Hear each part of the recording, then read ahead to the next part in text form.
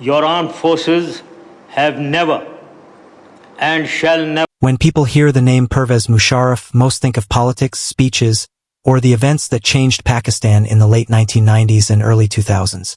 But long before presidential offices and international headlines, his life was shaped by military service during a period when fighter aircraft and air power were transforming warfare across South Asia.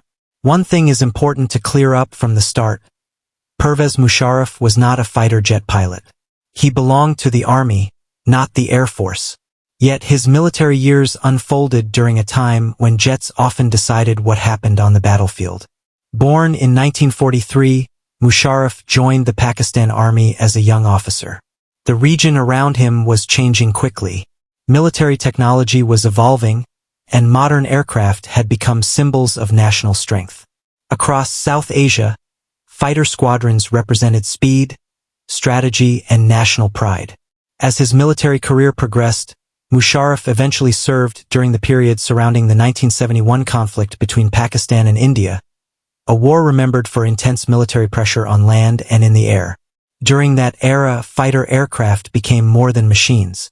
They were tools of surveillance, air defense, and battlefield influence.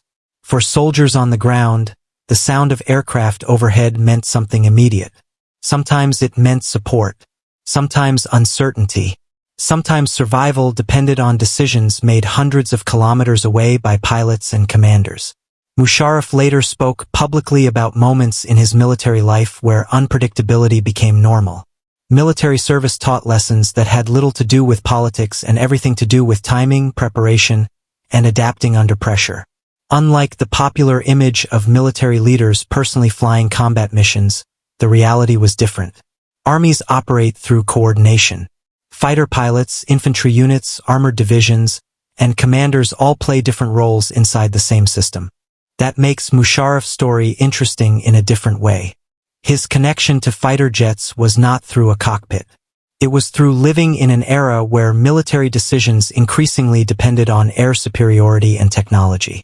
Years later, as he rose through the ranks and eventually became Pakistan's Chief of Army Staff, military aviation had become even more central to regional defense thinking. Fighter aircraft represented more than speed. They became symbols of deterrence, planning, and political signaling. But history often remembers visible moments and forgets the quieter ones. The truth is that not every military story belongs to the person flying the aircraft. Some stories belong to the officers making decisions on the ground. Some belong to soldiers waiting under open skies. And some belong to people who witnessed how rapidly warfare changed around them. Pervez Musharraf's journey was not the story of a man controlling a fighter jet.